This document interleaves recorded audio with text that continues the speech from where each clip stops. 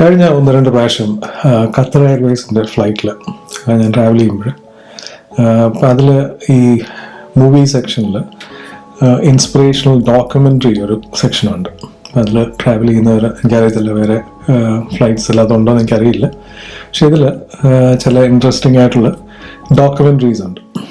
അപ്പം ഒരു പ്രാവശ്യം ഞാൻ കണ്ടത് നെൽസൺ മണ്ടേലയെ പറ്റിയാണ്. അത് ഒരു മൂവി ഇൻവിക്ടസ് എന്ന് പറഞ്ഞൊരു മൂവിയാണ്. പിന്നെ ഒരു പ്രാവശ്യം കണ്ടത് എലിയൂദ് കിപ്ചോഗെ. പുള്ളി ഒരു കെനിയനാണ്.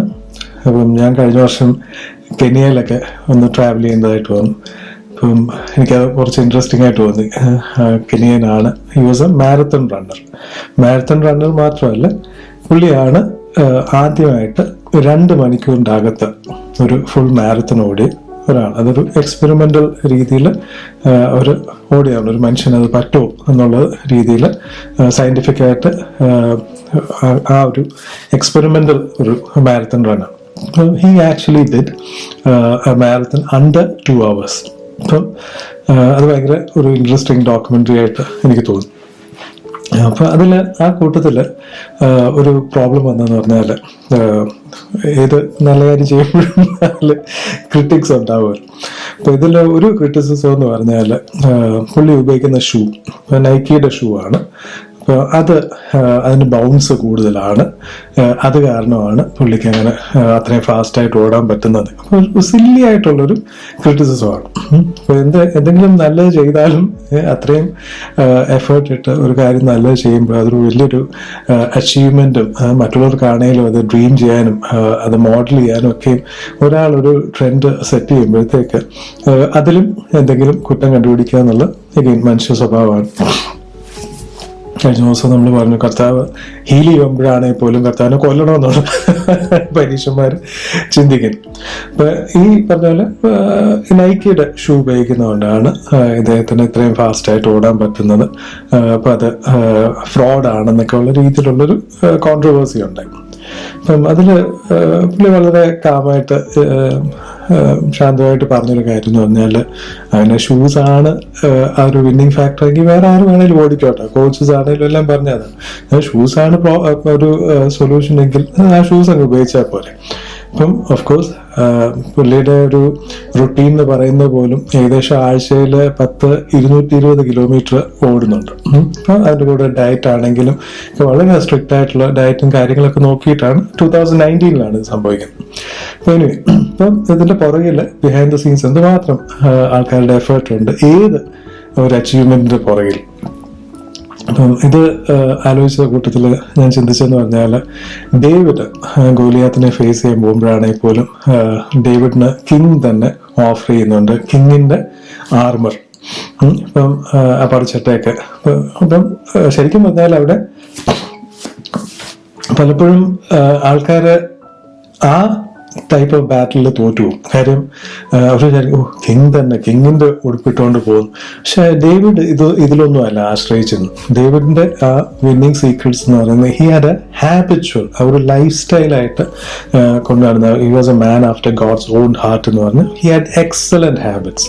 അപ്പം അതിൽ ഒരു കാര്യം എന്ന് പറഞ്ഞാൽ, even when he was tempted by the king himself, ഇസ്രായേലിന്റെ രാജാവ് തന്നെ രാജാവിന്റെ പറിച്ചിട്ട തരുക ഇട്ട് നോക്കിയപ്പോഴത്തേക്ക് ഇവര് തമ്മിൽ ഹൈറ്റ് ഭയങ്കര വ്യത്യാസമാണ്. അപ്പൊ ഇത് ഇട്ടുകൊണ്ട് പോയി കഴിഞ്ഞാൽ ഈസി ടാർജറ്റ്. അന്നേരത്തേക്ക് പുറത്തോട്ട് ഇറങ്ങുമ്പോഴത്തേക്ക് എല്ലാവരും കൂടെ വയ്ക്കുന്നു, കിങ്ങിന്റെ വേഷമൊക്കെ ഇട്ടുകൊണ്ടാണ് പോകുന്നത്. അത്രയും നേരത്തേക്കേ ഉള്ളൂ. ഗോലിയാത്തിന് ഈസി ടാർജറ്റ് ആയിരുന്നു. And he might not have won if he didn't actually win the battle of his mind. നമുക്ക് പലപ്പോഴും ഇങ്ങനെയുള്ള കാര്യങ്ങൾ വരുമ്പോഴത്തേക്ക് അവിടെ ഒരു ബാറ്റിലും കൂടെ ഡേവിഡിന് വിൻ ചെയ്യാനുണ്ടായിരുന്നു പറഞ്ഞാൽ the battle of his mind, where he could have been ആ ഒരു അഹംഭാവോ രാജാവിന്റെ പടച്ചട്ടയൊക്കെ തരുന്നു എന്ന് പറഞ്ഞാൽ അത് ഇടാൻ പോയി കഴിഞ്ഞാൽ അവിടെ ഡേവിഡ് യുദ്ധത്തിന് മുമ്പേ തന്നെ തോറ്റുപോയേനെ. അപ്പം അവിടെ എഗെയിൻ ഡേവിഡ് 5 കല്ലുകൾ എടുക്കുന്നു. ഇപ്പോഴത്തേക്ക് എഗെയിൻ നമ്മൾ ആ ഭാഗം മാത്രമാണ് 5 കല്ല് മതി, ദൈവം ഉണ്ടെങ്കിൽ 5 കല്ല് മതി. പക്ഷെ ആ 5 കല്ലെന്ന് പറയുന്നതും അത് ആ ഒരു സ്കില്ല് ഡേവിഡ് പ്രാക്ടീസ് ചെയ്ത് പെർഫെക്റ്റ് ചെയ്തൊരു സ്കില്ലാണ്. അപ്പം ഇതിനു മുമ്പാണെങ്കിൽ പോലും അവിടെ ഇഷ്ടം പോലെ പിള്ളേരെ പ്രാക്ടീസ് ചെയ്യുന്ന ഒരു സ്കില്ലാണ്. കല്ല് വെച്ചിട്ട് കവണ കൊണ്ട് ആ സ്ലിംഗ് വെച്ച് എറിയുന്ന അവരൊരു മുടി നാരഴയ്ക്ക് വ്യത്യാസമില്ലാതെ അവർ ഉന്നം തെറ്റാതെ അത് എറിയുന്ന അവരുടെ സ്കില്ലാണ്. അപ്പം he might have practised it thousands of times. അപ്പം അറിയാവുന്നൊരു കാര്യം, അറിയാവുന്നൊരു സ്കില്ല്, പെർഫെക്റ്റ് ചെയ്ത സ്കില്ല്, അതാണ് അവിടെ ഉപയോഗിക്കുന്നത്. എഗെയിൻ അവിടെ 5 കല്ലാണ് ഉപയോഗിക്കുന്നത്. ഒരാളേ ഉള്ളൂ, 5 കല്ലാണ് ഉപയോഗിക്കുന്നത്. പക്ഷെ എഗെയിൻ ഗോലിയാത്തിന് 4 ബ്രദേഴ്സ് ഉണ്ട്. പിന്നീട് അവരെ എല്ലാവരെയും കൊല്ലുന്നുണ്ട്.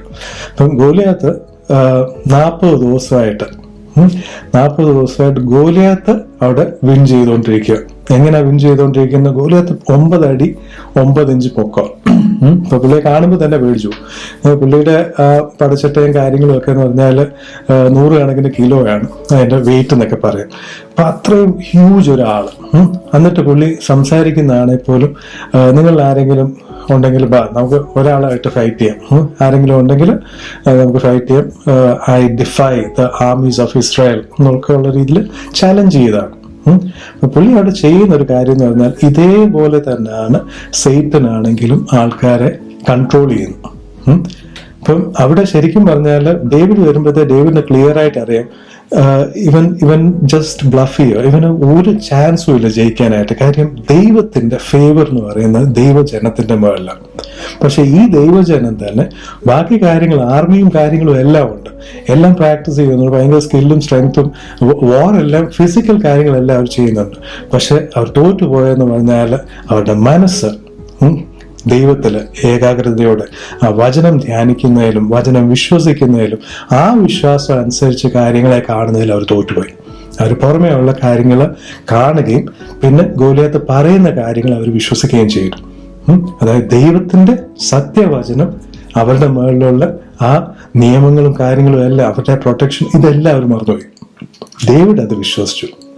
അപ്പം പുറമെ കല്ലുകൊണ്ട് എറിയുന്ന മാത്രമല്ല പ്രാക്ടീസ് ചെയ്തത്, ബാക്കിയുള്ള കാര്യങ്ങളിലും ദൈവം എന്തോ പറഞ്ഞേക്കുന്നത്, ആ സിറ്റുവേഷനിൽ ദൈവം എന്തോ പറഞ്ഞേക്കുന്നത്, ആ രീതിയിൽ വിശ്വസിക്കുകയും പുറമേ ഉള്ള കാര്യങ്ങൾ കണ്ട് കേട്ട് അതിനനുസരിച്ച് വിശ്വസിക്കുകയല്ല, ദൈവം എന്തോ പറഞ്ഞേക്കുന്നത്, വചനപ്രകാരം പറഞ്ഞത്, അല്ലെ മറ്റുള്ളവരോട് സംസാരിച്ച് പ്രവചനങ്ങളാണെങ്കിലും എല്ലാം തന്നെ അത് വിശ്വസിക്കുകയും അതിനനുസരിച്ച് ഉള്ളം കണ്ണുകൊണ്ട് കാണുകയും ഉള്ള ചെവി കൊണ്ട് കേൾക്കുകയും അതിനനുസരിച്ച് ഇമാജിൻ ചെയ്യുകയും വിശ്വസിക്കുകയും ചെയ്തപ്പോഴത്തേക്ക് അവിടെ ഡേവിഡ് വിൻ ചെയ്യുക ചെയ്യും. ആൻഡ് ഹി ഓൾസോ ചുമ്മാ വെറുതെ പോയി ഏതെങ്കിലും കല്ലെടുത്ത് എറിയുകയല്ല. He actually used a skill which he was an expert at. And that also ആ 5 എണ്ണം എടുക്കുന്നതാണെങ്കിൽ പോലും ഈവൻ പോയി കഴിഞ്ഞാലും വേറെ 4 എണ്ണമുണ്ട്, അവർ പോലും ഇനി വന്ന് ഇതുപോലെ ഭീഷണിപ്പെടുത്തരുത്, ആ 4 എണ്ണത്തിനെ കൂടെ തട്ടും എന്നുള്ള രീതിയിൽ 5 കല്ല് എടുക്കുന്നു.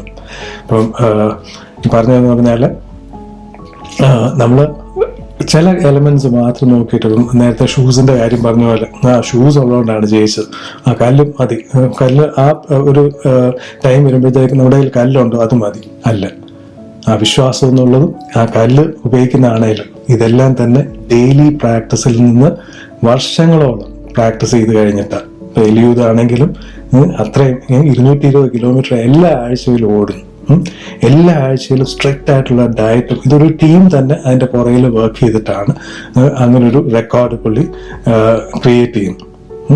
അതേപോലെ തന്നെ നമുക്കാണേലും ഡെയിലി ഡിസിപ്ലിൻസ് ഉണ്ട്, ഓഫ് കോഴ്സ് ടൂൾസും കാര്യങ്ങളും ഒക്കെ ഉണ്ട്. പക്ഷെ അതിൽ നമ്മൾ സ്കിൽഡ് ആകുക എന്ന് പറയുന്നത് ഡെയിലി ഡിസിപ്ലിൻ്റെ ഭാഗം തന്നെയാണ്. ഒത്തിരി ബ്ലെസ്സിങ്സ് ഉണ്ടാകട്ടെ. Thank you.